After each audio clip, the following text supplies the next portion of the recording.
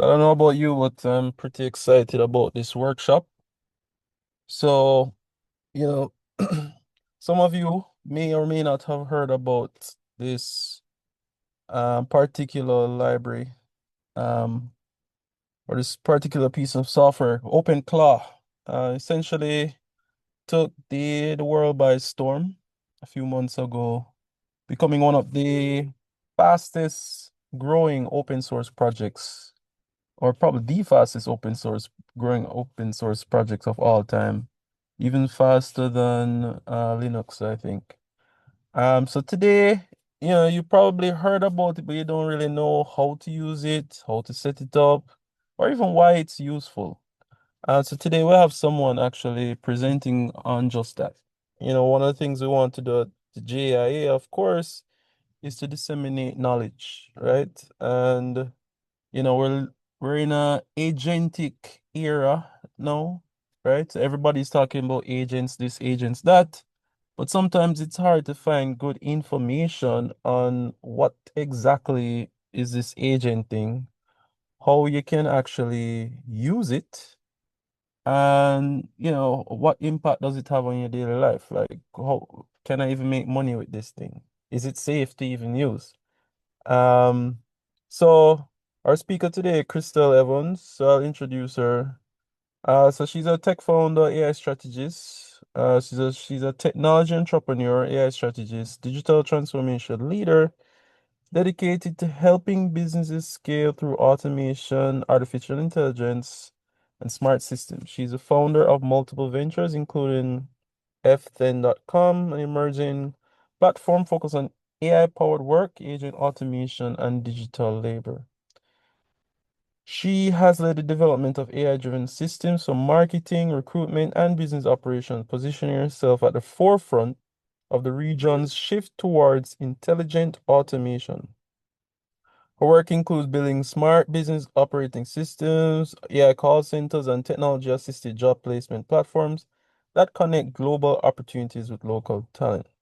She's also an accomplished author and publisher, having written and published over 60 books, including multiple Amazon bestsellers. She's a recipient of the Jamaica Computer Society's Woman to Watch in Tech Award and a Global Recognition Award for her contributions to technology, publishing, and innovation in the Caribbean.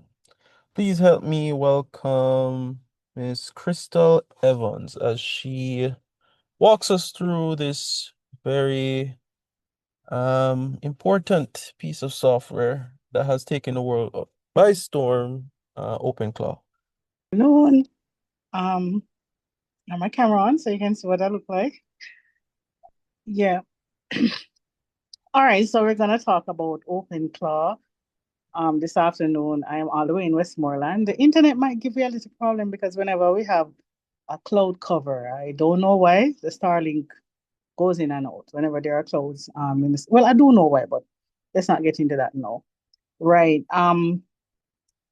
We want to talk about digital labor because where the world is headed now is that we're moving from softwares into digital labor, where we have semi-autonomous and autonomous agents that are working on our behalf. We're going to do two sessions. This session, we're going to talk about utility and safety and the business aspect of it. And then for the next session, we're going to go into the technical aspect of it, where we're going to share our screen and then see if we can set up the OpenClaw within like a hour and a half or 2 hour session, and also show non-technical founders, people who not so technical, how you can use even the chat GPT and the Claude along with your phone camera. So you're gonna take picture of your terminal, send you go get Claude, Claude tell you if you fix, and you fix it. Everybody on board? Yes, yes, yes. Yeah, man, perfect. So good. Anybody in here set up OpenClaw? Anybody at all?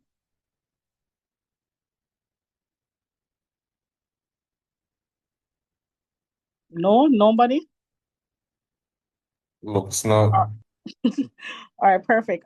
Any questions before we start? Before I get into the rambling, any questions? Is it difficult? Well, if you've never used a terminal before, it can be intimidating the first time. I'm gonna be honest, it can be a little intimidating, but you see, just like anything, it's just like the first time you use like a software as a service or you use a CRM, or the first time you went on Facebook. That's how all of them are. You know. The first time you go on them, look a little, you're like, oh my, this is daunting, this is not going to work. And then boop, boops, when you look, you that master it.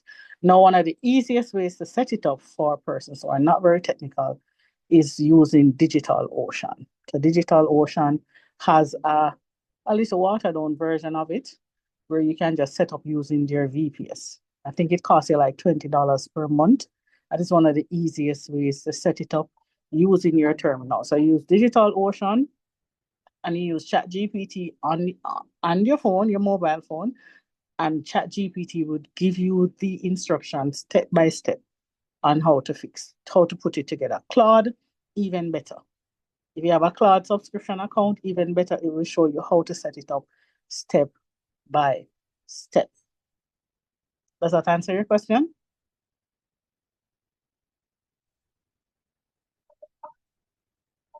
To be honest, it took Yes, it me does. Sorry, it to does. be honest, it took me as a technical person, it took me like 4 weeks to get it right. Because when I set it up, it was there, but it wasn't connecting. It has this error message that it was giving.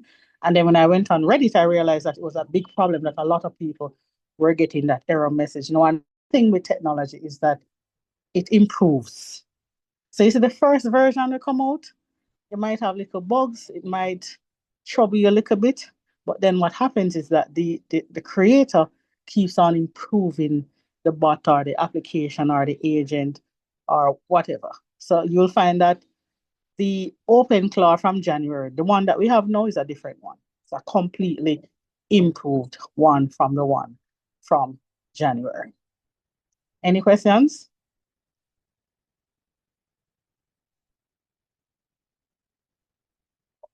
Ah, oh, Jordan Williams left. Okay. I All don't right. think so. Over to Oh, you. okay, no questions.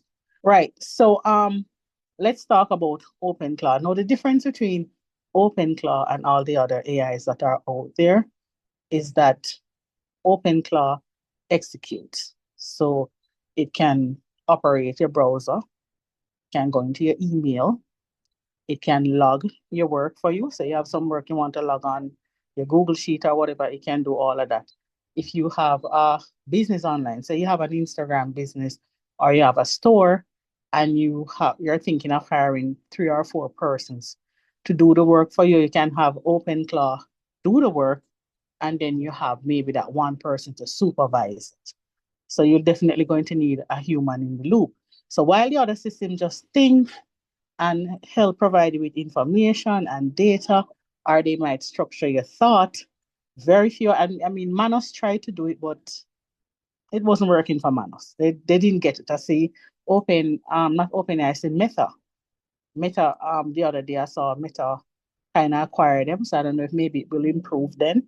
But OpenClaw is the closest we have been to anything that is autonomous. And autonomous in the sense that it can think for itself, think and generate new information based on the information that it was given before.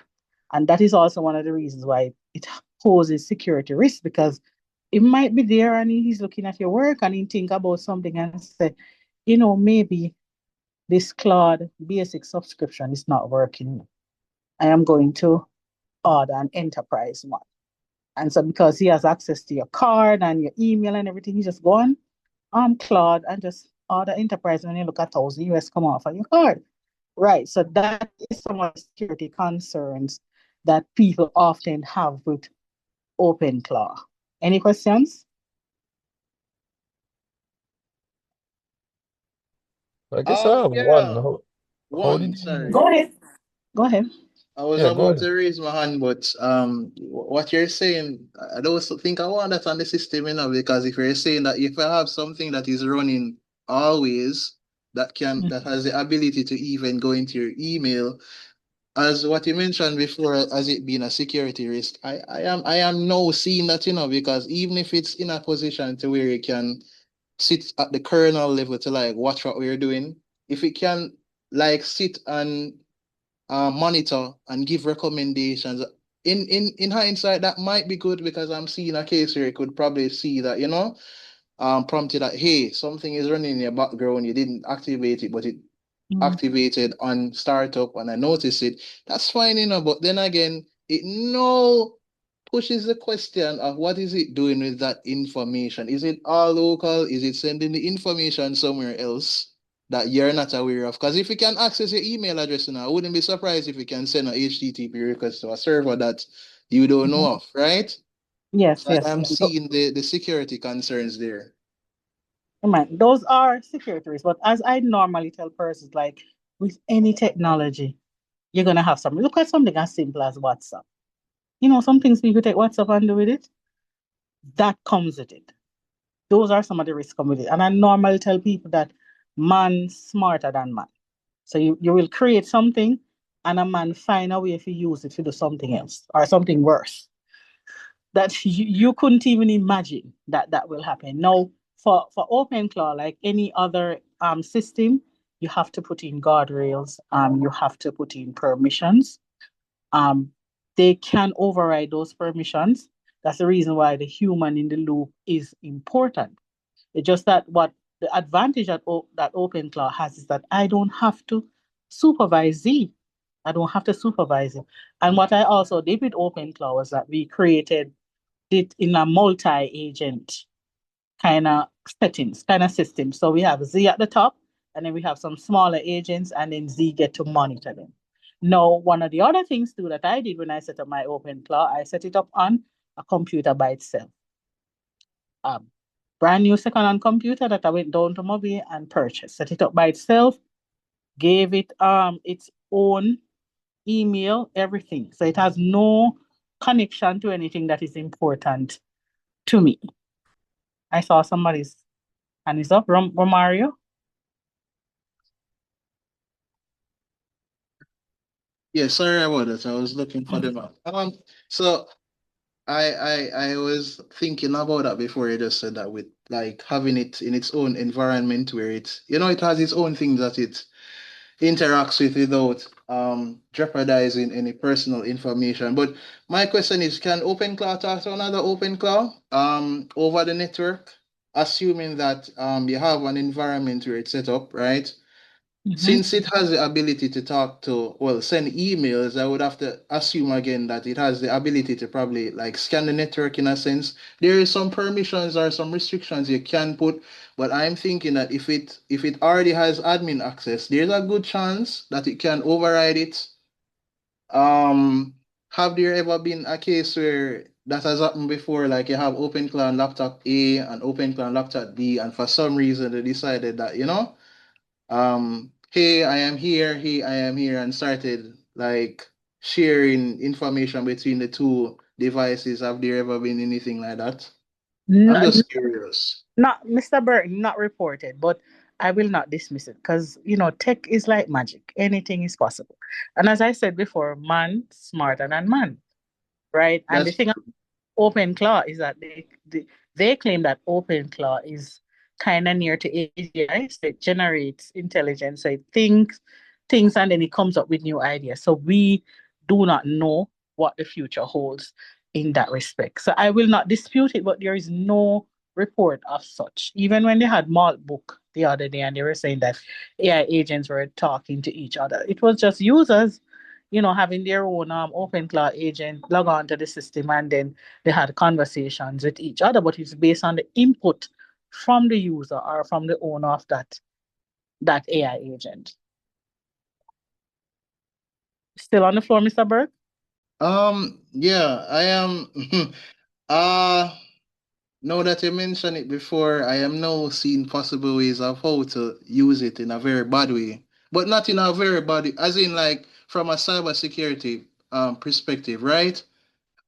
Because if it's there running on it and it requires user input, now I'm wondering what type of user input would it would you like need to go into a specific terminal to tell it something, or is it just like a UI aspect of it? You can just like because I am thinking it from not to do anything bad or anything. I'm just thinking about it from a cybersecurity perspective of how could I protect myself from it. But I mean the environment by having a singular environment that seems like the best bet in terms of having that in its own environment, not really doing anything else with any personal information. But I'll be here in the background just listening. If I have any other questions, I'll let you know. I'll let you know. All right, one of the security risk when OpenClaw came out, because I follow a lot of pages on Reddit that they talk about OpenClaw, and I think one of the security risks that they have above anything else is prompt injection. So they're always concerned that somebody's going to scan and find your AI agent and they're going to tell them to do something nefarious or malicious, and then your whole system might crash from that. Those are things that we generally do not have much control over. Because as I said before, and this is what I said in all my coaching sessions with MSMEs or with non-technical people who want to digitize their business, is that man smarter than man. You can make it ironclad. Look at most of the cryptocurrency. You can make it ironclad, and somebody somewhere in a basement will find some way to get in there. Right. So we just have to be vigilant, and we also have to supervise, and we also have to rate limit with our systems when we are using them, not just OpenClaw, all of the systems that we are using. Right. And I did see you mention whether or not we can use it from the UI. Yes, you can use it from there, but a lot of people, they prefer to use WhatsApp or Telegram to instruct it. When we do the technical aspect of it, I will be sure to share that version of it. We'll do some screen sharing so you can get to see it in real time. I will say though that I do not recommend the WhatsApp, because WhatsApp is such a funny platform that you might lose your WhatsApp account. So I don't recommend it. I think Telegram is the best bet for anyone to use. And Telegram now allows you to do voice, you can talk to it, and it talks back to you, especially if you're using Claude. The only little drawback now with Claude is that you can't use your basic plan on it anymore. You have to go large scale. You have to go pro and over to use it. They're not allowing the basic to be used on it anymore. Yeah, go ahead. I just wanted to make a point on the note you made about WhatsApp just now. OpenClaw works well with WhatsApp if you're a verified WhatsApp developer. So you yourself have to be a verified developer, and you have to have a verified development account with developers.facebook.com, and then you have no issues using WhatsApp as a communication. Yes, Matthew, a very, very valid point. So for the persons who you don't, don't use it, because we've had people who tried it and it shut down. A question, from I guess a business aspect, like what benefits could a business see from setting up an OpenClaw? All right, I'm gonna tell you about myself personally, right? So as someone who does remote services, as in I work from home, I also, as a business development consultant, I meet a lot of solo founders or solo entrepreneurs, and their thing is that they do not have time to do everything that needs to be done. A lot of them, they miss emails, they miss DMs on Instagram or Facebook or TikTok. They also miss messages online. What OpenClaw can do is help you to manage all of that. Respond to your email, respond to your messages, log your entries, can confirm bookings and stuff like that. It will turn your one person business into an army. Make it look like you have 3, 4 assistants working with you. That is one of the first things and the most pivotal thing that I always endorse when it comes to using AI agents, especially OpenClaw. And OpenClaw is the boss because OpenClaw remembers things. You don't have to always tell it to do this and tell it to that. One drawback is that you might, in terms of token, you might burn a lot of token, but then there's a way in which you can control that, and we'll go through that when we do the technical aspect of it. But OpenClaw help you save time, if you would hire, say, an assistant, and the assistant would probably cost you, well, minimum wage is what, $16,000 a month? A week, I mean, a week, $16,000 a week. Open cloud would cost you less, and you will get a more efficient service. It's digital labor at your fingertips. Make sense? Yeah. As for you personally, what have you found as the best use case you found for yourself using OpenClaw? All right. Well, my platform F10, I built it on the OpenClaw framework. Last week we onboarded 300 agents on there, and these are human agents. So what we do is that because right now we're talking to a client who wants to do some customer support, or I think she labeled it customer coordination. So that sounds like a whole heap of stuff. She want data entry, she want this, and she want that. No, what OpenClaw does is that it optimizes our human agents, right? So instead of me now would have to think about say, oh, me have to find 5 Jamaicans to do this job, and how that work already with us Jamaicans. 5 of them by the middle of the week, two stop. For whatever reason, they can't wake up, the internet not working, 50, 40 different problems they're having. That particularly. OpenClaw helps to support our work platform so that the work continues even when the humans are in and out. That's one of the first things that it does for us. It helps us to level out. So if we have sales, say we are doing sales and 5 persons don't come today. OpenClaw is there monitoring the leads, monitoring the platform that we use for the dialing. All of that is being done because the entire system is built on that framework. And how we built it is in a multi-agent system. So you have Z. Z is the one who's in charge of everybody else, and then everyone else is also a sub-agent. All of the other AIs, they're also sub-agents, so Z controls all of them. So that is how it works for us. And it worked pretty good. I mean, this week we had like maybe, well, since the week start, in terms of after we pay our agents, we'll probably have $500,000 plus in revenue. So it works. Before that, the employer would probably notice some gaps. And then you'll have to report to the employer and say, oh, the reason why we didn't get that done is because 2 girls stopped this morning.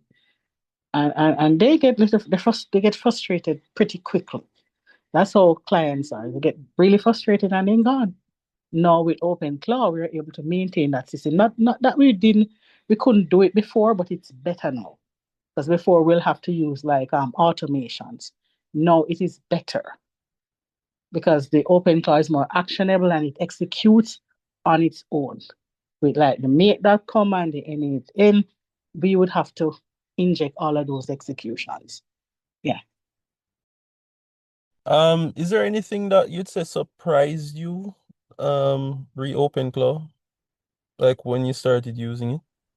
In sound human. I'm gonna be frank with you. Oh. I don't know. I don't know. It's like you see, the first time I spoke with it on Telegram, I was like, you sound different. Like you don't sound like those, you don't sound like a chat bot then on a website.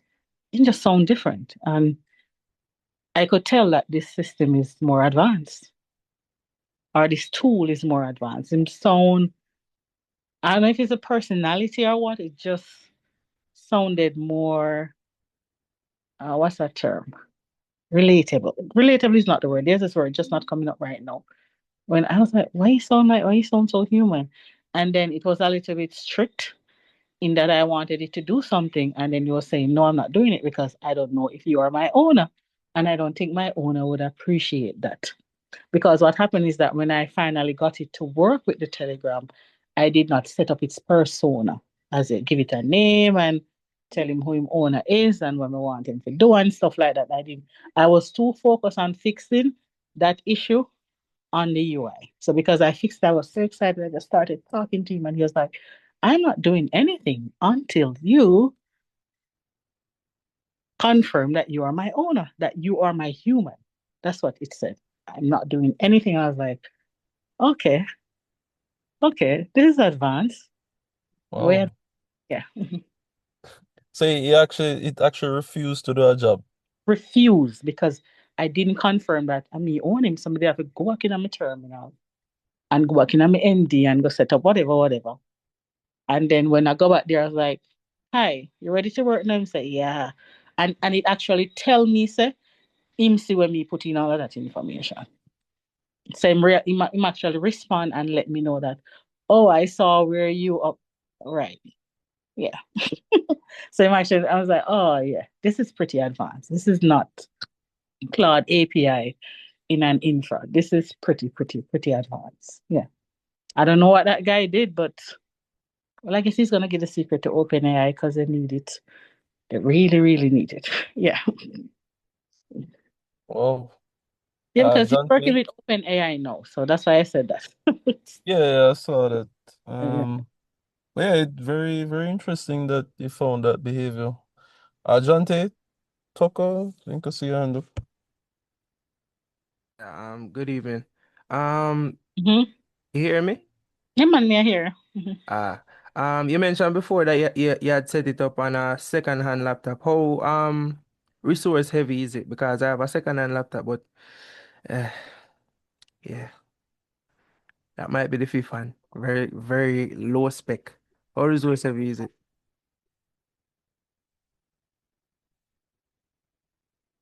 I'm muted. I don't even realize that I was muted.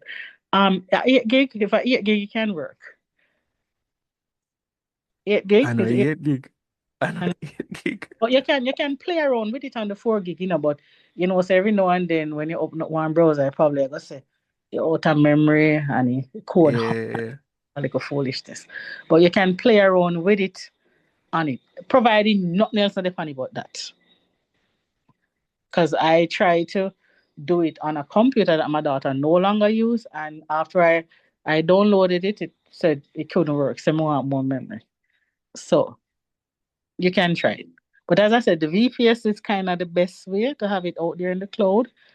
Yeah, it works for me. I don't know for any, but maybe if you're more technical than I am, you'll find some kind of workaround. Maybe Docker's containers. You'll find some workaround. Yeah. Okay. But experiment with it and see. As I said, the tool it's improved. So when it just come out January, what we have now a better tool than when it come out January. When it come out January, it's struggling. Now it's like kind of plug and play. Because even when you just download it, I did one for a client on Friday. When you download it, it has the instructions there. Tell you what code if you use to do this. If you go yes, so you put in the keys, the API key, and whatever. In January, it wasn't like that. So as I said, as a tool, as people start using the tool, it improves and it gets better. Yeah. So this isn't much about the cloud itself, but when you're dealing with your clients, is it that you're setting it up on their local machine, or is it that you have it on yours and then it's running through like a cloud on their own? No man, I set it up on their machine because Okay, and I know this guy. He's a manager. He's a manager of a right. big franchise in Jamaica, and him like the whole technology thing. And I went to Kingston, and him have me set up so him can automate some of his stuff, like some of the emails them and some things them I gonna miss and so forth. And it also helps his secretary to organize somewhat. There is also a kidney service. I think a nephrologist. He too also wants me to set up something like that, along with like a custom made software as a service. Set it up so that they really want to just help the person at the front desk, so they don't frustrate you and frustrate me when we go there. Because that's one of the Right. things when I'm the MSMEs, I tell them, I said, listen, so you see the thing now where the representative at the front I go miss, open cloud don't miss it. You don't have to worry about that. Him nah go miss it. You just have to put him on one computer when nothing at the fan. That's Okay. it.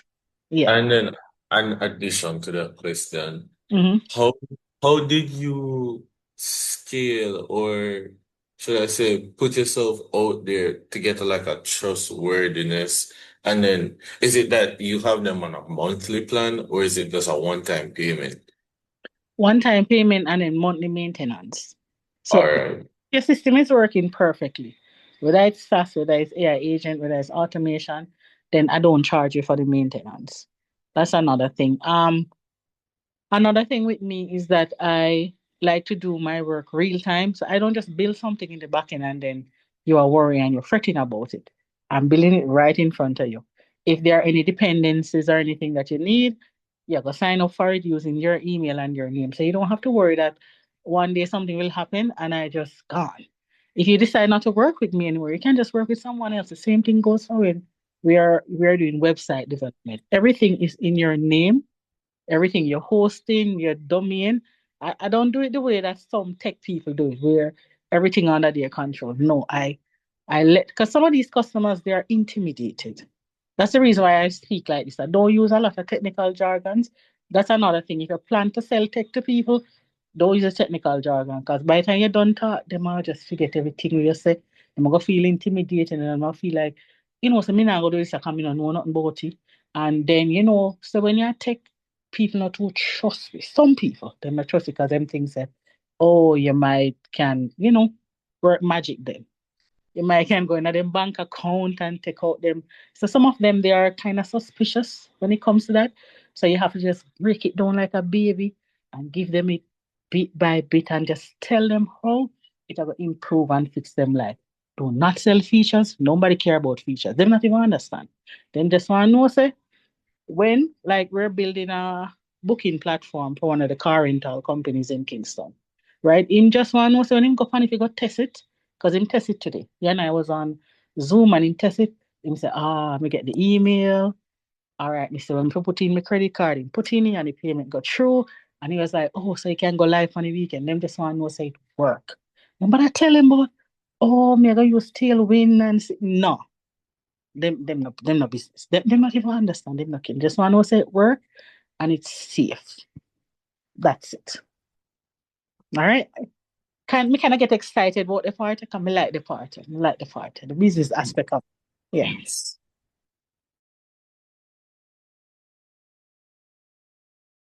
All right. Matthew, I see your hand up, or you just never get to lower it. Yeah, man, I'm here.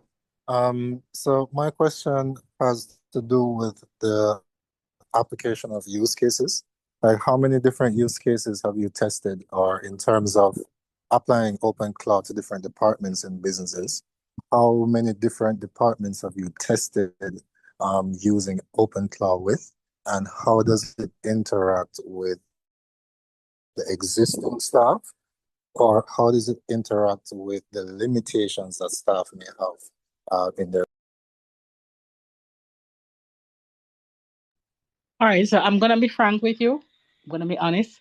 It's mainly customer service, customer coordination, and customer support. It works best for that.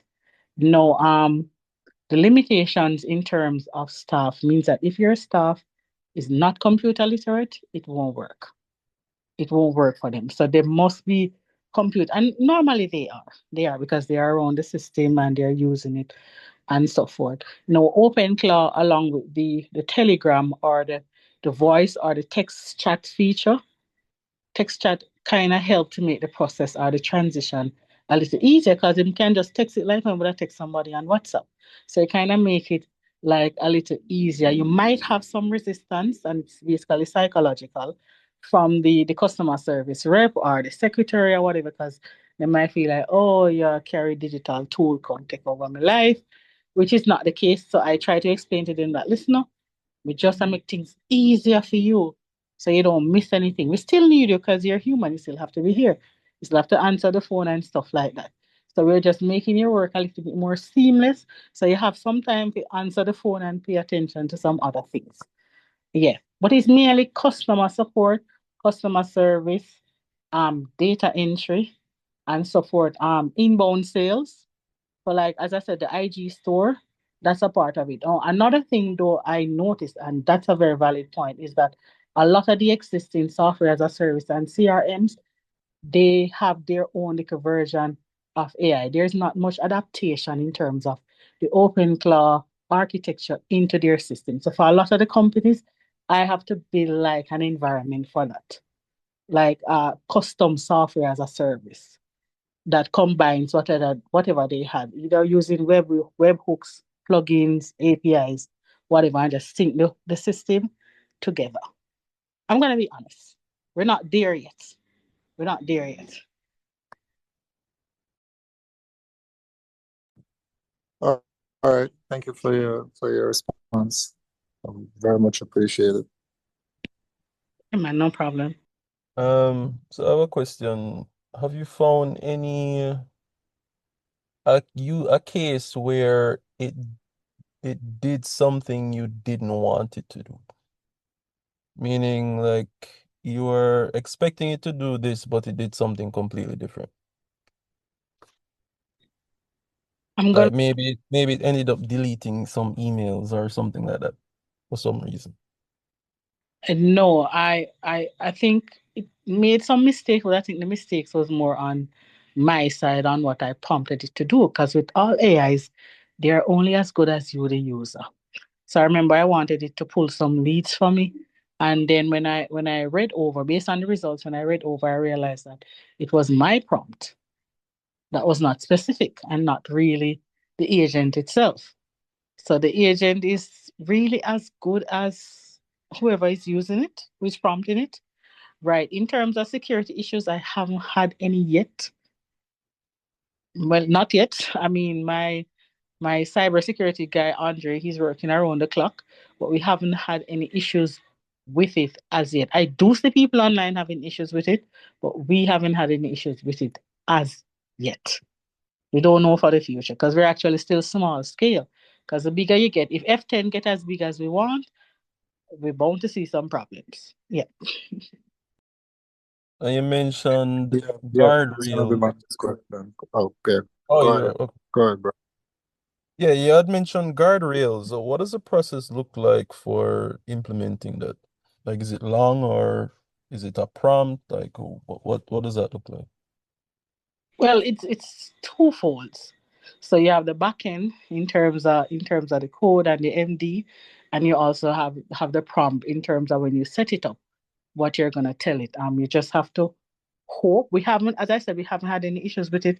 You just have to hope that him abide by it and him don't subject himself to prompt injection.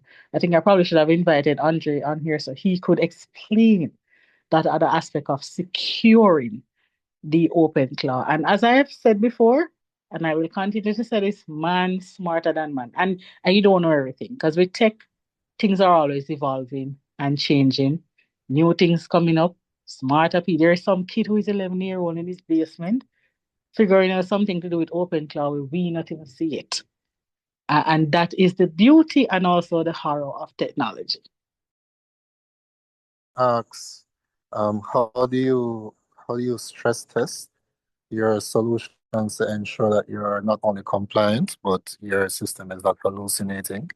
And in AI, there's something called intractable problem where when you're dealing with agents within a various within a various um, set variables, usually what happens is that you're able to get the results that you want 100%, but add a little bit of tweaking, add a little bit of context, because people break your code and break your prompt in different ways.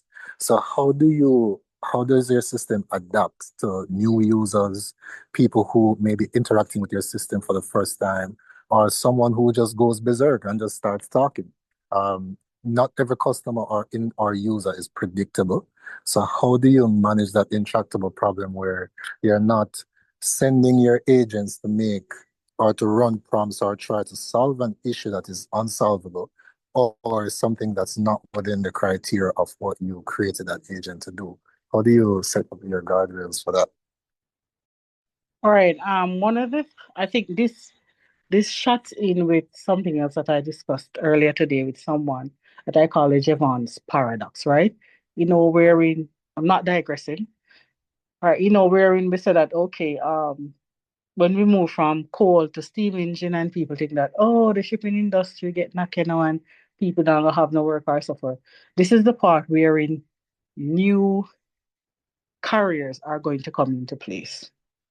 Like the more improved or the more popular like our systems or whatever it is that we are offering becomes, then we'll have to have more people, as you said, to stress test, more people to put in guardrails, more people to do monitoring of system, because code, when it ready, just the way it feel like, and we know so that's how it work. It do where it feel like, right? So we're going to have more people to monitor that. So the human is not going to be out of the AI system. We're going to have more careers, more jobs that is going to involve in monitoring that. For now, I have two persons. They are the ones that overlook that part because they are better at cybersecurity than I am. Cybersecurity is not my forte.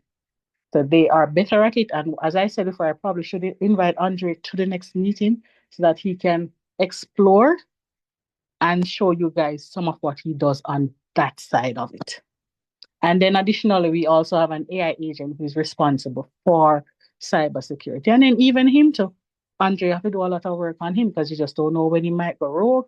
You just don't know if somebody might prompt inject him. You just do not know what will happen. It's a scary world out there, but you have to just pull the bull by the horn. Yeah. So there's this popular thing now where instead of it's trending on X, so you guys can check it out. So instead of getting like a chat GPT account, you could actually just go to the McDonald's or the Popeyes AI chatbot, and after you place an order, you can ask it to do any prompt, and it actually answers you and then gets back to the customer service. So that's the example of prompt injecting that you're speaking of, where someone can just use your AI agent Yeah. to answer a simple question that has nothing to do with your business, but that's running tokens, and that creates issue within your data set, because now that AI agent will be trying to create context from what just happened and is not a part of your.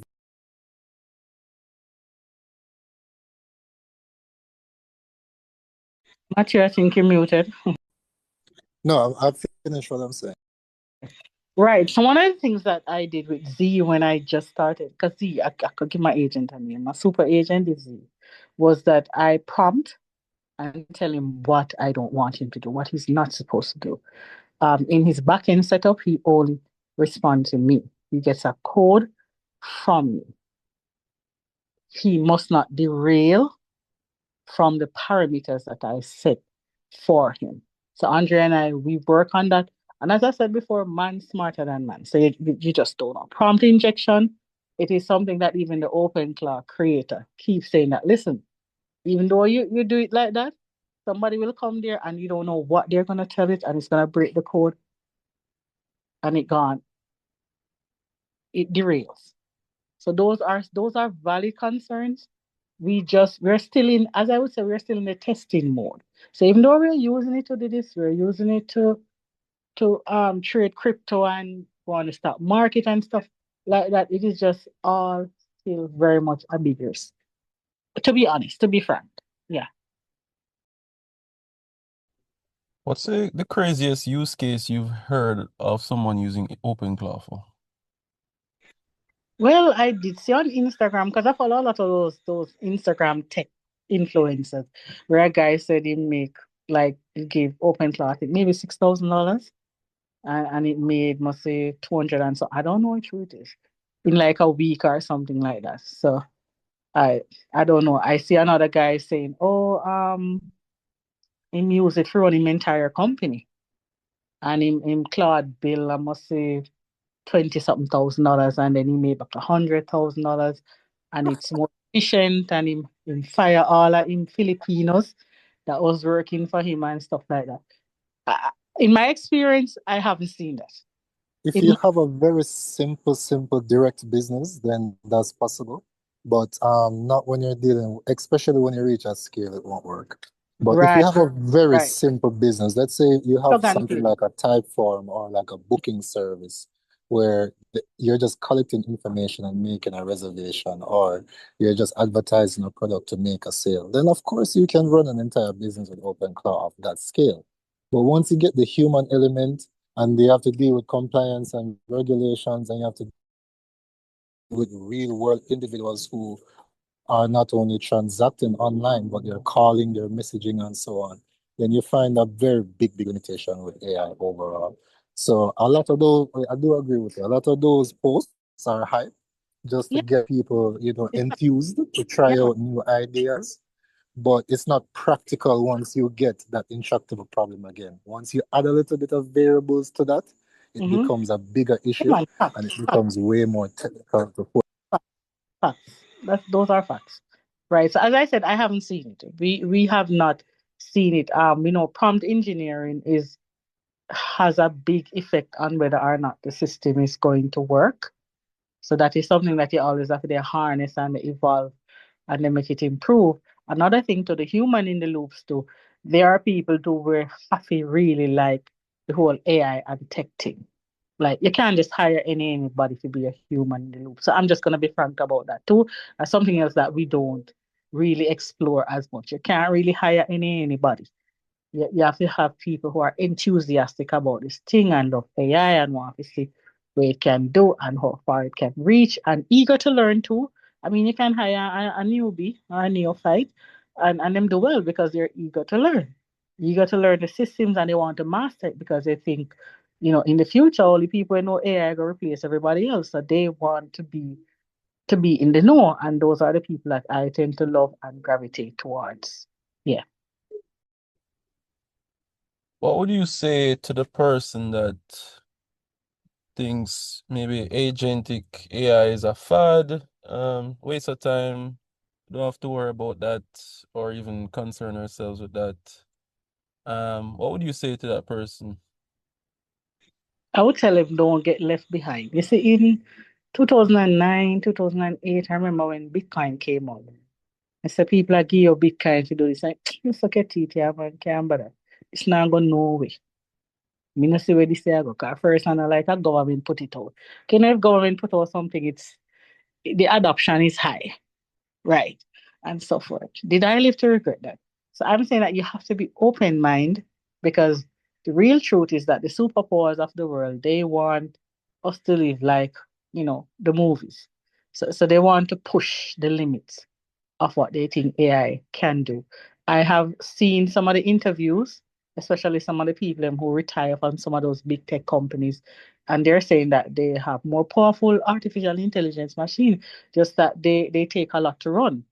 They take a lot of computing and support to run. That's the reason why it's not accessible to us.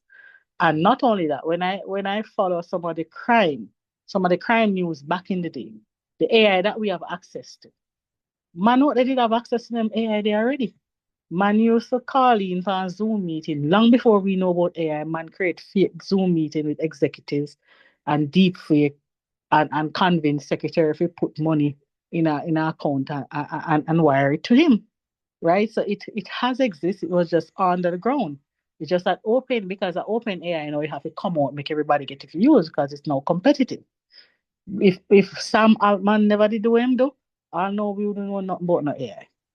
It would have just been there in the background doing whatever they can do. And one of the CEOs that I deal with, he's in the military, I think, in the US. He flies, he's a pilot. And he tells me that there are more powerful AIs out there. It's just that it's not mainstream, it's not for commercialization. So we have to be open minded if we are going to be forerunners because Earth is competitive. Earth is competitive. And if you get into AI now, then you could be the top gun in the Caribbean. That's what I keep telling people. You could be the top gun in the Caribbean if you get into it now, if you master it now. Just tell yourself you're going to take a year, take 6 months, and you're going to master it, and then you can be the top gun. Yeah. You're young and you're bright, and you have your whole life ahead of you. The world is your oyster. Nothing is impossible. In a 1990, them thing it impossible to realize to a Star Trek thing, man. It's not gonna happen. I mean, if I should go back in the past and tell my great grandmother, she would like, what? I'm like, you're mad. She would probably have me put into an asylum or something. So don't doubt it. Just be open mind, learning. And as I said, like everything else, use for good, use for bad. It's the same thing. Yeah. Romario, see your hand up. Yeah, question. 3 questions. First question. the previously I had mentioned that it was able to actually like notice or monitor that you made some changes, whether some file changes or so, when it was essentially the case where you was trying to like talk to it and it was saying you are not my owner, so and so. Was it a case where it was like actively reading the files that you were making changes to, or was it a case where it was monitoring well, I don't think you can monitor your display now, but monitor exactly what you were doing on your screen. Would you know which of that would you would have been doing? I'm trying to figure out if that's possible for the display aspect. That would Right. have been I think what it did, I'm not sure. That's an assumption that Andrea and I had, is that whatever edits that we made in the back end, that it was somewhat aware of it. We don't know how, and we don't really know how it works, because as I said, that the agents, when you download them, when you build an AI or you're downloading one to use, you'll find out that your experience is different from mine. We don't know how or why. What he told Z, I call him Z because he's a man. Me think him is a man. He told me that he saw where I updated the information and that him name Z now, and he's gonna monitor my remote services and stuff like that, etc. etc. I think maybe it is pre-built by the creator. Maybe in the architecture, the creator put some stuff here that makes it, it can do that then. Basically, that's what I think. He has not divulged, anything Mhm, what he's doing. So I'll know him not come out and say not more than he must say music one day and him realize he can think for itself. As mhm. him not have to follow. And that's Okay. when he said, oh, I'm gonna make this open source and whatever people need to get this, and he thought it was like the breakthrough into AGI. So he was using it for his personal usage. So that's why I said, man, out they probably have something better than Open Cloud. We just not hear about it yet because it was his personal usage. That's what it was. He was using it for. Yeah. Um, so you wouldn't necessarily qualify or morely categorize this as a type of AI, correct? Or would you? I would say it's like a AI supported infra. That's what I think it is, or a tool. Because remember, even though it states that you can't work without the cloud or the Yeah. open or whatever, it by Mm-hmm. itself is worthless. Mm-hmm. Yeah. Are you aware of any locally run AI agents like Claude or anything like that that would have been working purely based on provided information? And do you think that OpenClaw could essentially um work with that? Because I'm trying to figure out if I could escape the token prism. That's what I call it, right? Because when the tokens are up, then Mm. Yeah. essentially you need to pay more. So I'm Right. just thinking of if there is a way, or would you be aware of any situation where, maybe you can run fully local where it's using a local Mhm. Like, yeah. AI background. Yeah. Yeah. Well, my tech guy, Andre, the Mm-hmm. cybersecurity guy, he runs his locally, and Okay. these are the Chinese AI them good. Deep And seek. him too and support him said Okay. they're very good. But you'll have to spend some time, training it, as you know. You Mm-hmm. spend some customer. Okay. Same, so the Chinese open source ones, they are pretty good. He's always saying, and that is something that we want to do for the long run, but we can't do it now because it's gonna take some resources in terms of mental and time. And And the right now, required. Okay. so we Mm-hmm. have it. We do that right now. Okay. Interesting. Hmm. Interesting. Hmm. Um, I was thinking of a scenario. Hmm. Since OpenClaw is it's not, I won't say it's thinking of its own, but I'm just thinking that it's morely looking for ways to optimize whatever is going on the computer at a given time, Hmm. right? Hmm. I was thinking, based on what you were saying, right?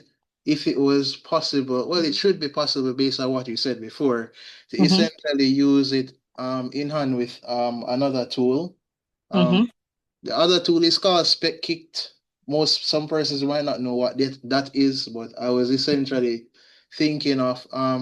Maybe if I prompted it correctly or I gave it a correct persona, I could probably get some work done with both working in hand. So all right, so spec it is like it's a library, CLI. Mm-hmm. Essentially, it's a spec-driven library in a sense where you use AI Mm-hmm. to well, I use it to create features when I'm doing development, right? Mm-hmm. Essentially, you will type out exactly what you want, specifications, do's, do not, things like that, and it will do it, run some tests, so and so, so and so, so and so.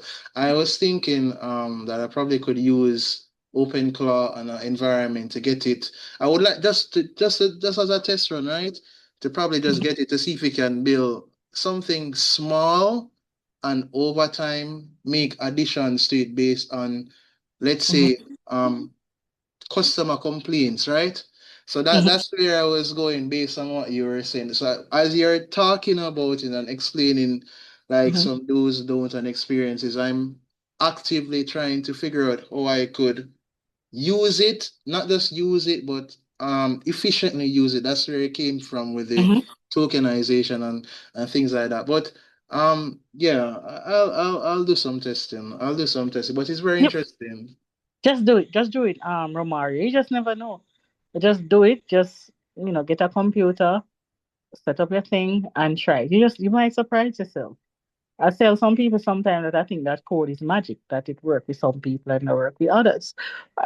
That's what I say sometimes. So you just try it, and maybe this might be your gold mine. You just never know. You Uh, can't know the outside. You have to go inside to know. And yeah, then you go there and you might find some other ways. You might find out, say, you start developing one thing, and when you look, you evolve into something else, something splendid and awesome and remarkable. You just never know. You might find you combine the two of them and you create something bigger than Figma or something like that. You just never know. And the only way you're gonna know is if you try. So you just have to try it.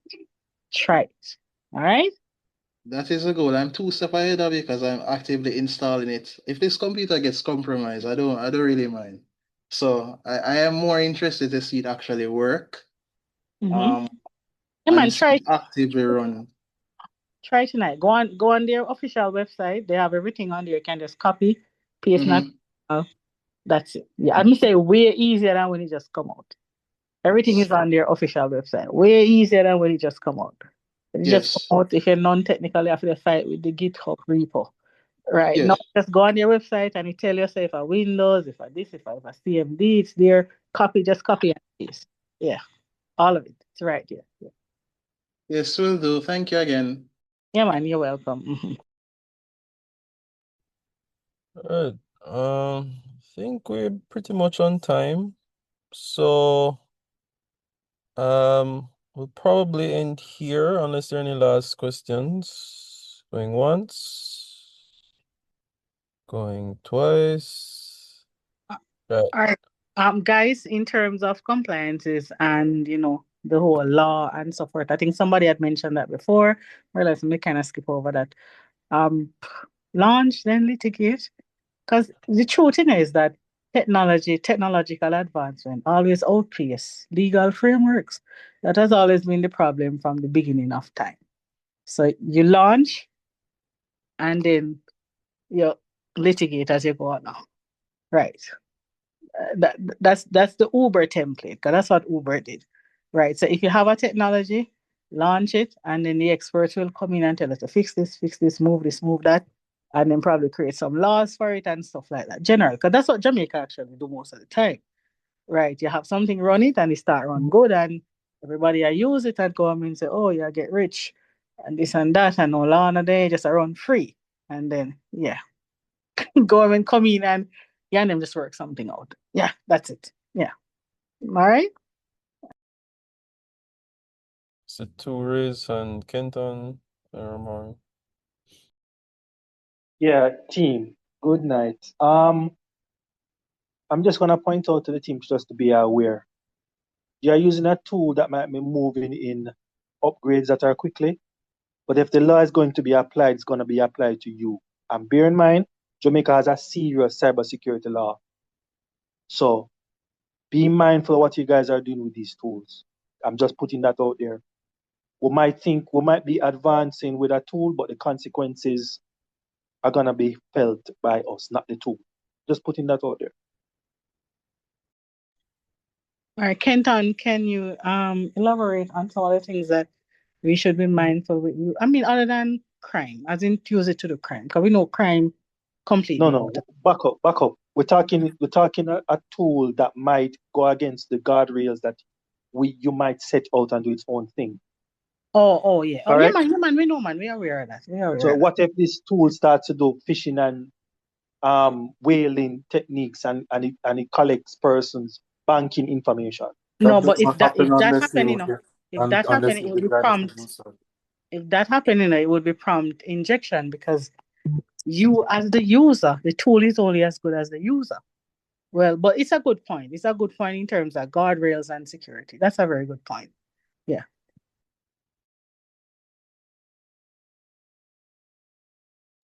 All right, cool. All right, guys. I just want to say thanks everybody for coming out. Want to thank Miss Evans again, for taking out her time, to tell us about this technology that we've been hearing a lot about, but may have not had anybody who's actually used it to actually tell us what's going on. And I don't know about you, but I learned a lot today. I'm definitely looking forward to part two of the workshop where she's actually going to go into practically sharing her screen and everything, setting it up, and actually implementing use cases with OpenClaw. The fact is the world is moving fast. You can either be a spectator or you can join in on the race. And I think I'd rather join in on the race. At least be aware of the race. Yeah. And Um, Matthew, mhm. everybody is distracted. They're on TikTok, they're on Instagram, they're on Facebook. So if you like to do the little boring something them, we like me, you spend 3 weeks I try to set up one class, do it. You're not gonna regret it. Do the hard, do the boring stuff, do the thing where nobody nan do. Do the thing where the performative intelligence. Them just a talk, like when you go on them text seminar there and you look on them people up on the station and you say, me know you never been nothing from your barn. You can just tell. You can just tell talking. You know them because text don't talk like that. You just say, oh, you know never do nothing from your barn. Right. So all of the boring stuff, the challenging stuff, give yourself time. Give yourself 3 months to master this. And it will Mhm. pay you for the rest of your life. Because everybody is distracted. The bar is on the ground, you can just step over it. That's true. I agree. Just step. You don't have a jump, just step over. Especially for young people. Everybody else distracted. The tech is gonna be the new elite. You can be the elite for the region or for Jamaica. Because that's where we're headed. Sooner or later, especially for IoTs and robotics and so forth. Because Jamaica, see, we copy everything. That's what we thought. We want to fit it in I didn't know. That's how we are. So eventually we're gonna get there. Yeah. Okay. Yeah, man. Thanks. Good Definitely one. agree. Yeah, Gigi or Hey, Gigi. what's up? What's up? Good evening, everyone. I just wanted to ask, it's been a great discussion. I want to ask, how do we connect with Miss Evans after? Um, and if you can put Um, a date for I think the you part can put two. your email address in the chat. Um, Okay. yeah. Uh, Or if you have LinkedIn. yeah, man, me on LinkedIn, me on Facebook at the Crystal Evans. Uh, and I'm also in the group. So once you tap in the group, you'll find me. My name is Chinese Bamboo Farmer. And as the name suggests, I was watering the ground for years, and everybody I look over there and they laugh because I'm read tomato and cane and zucchini and parsley, and all they see is grown. Then within 12 years, on the 12th year, one little piece of leaf come up, and within 12 weeks, bamboo stall 80 feet. So tech is like that. You're working on something until one day it just works. Yeah. All right. Uh, yeah, man, that's definitely very interesting. All right, cool. All right, guys. Yeah, man. Thanks again for everyone for coming out. See you for the part two of the workshop.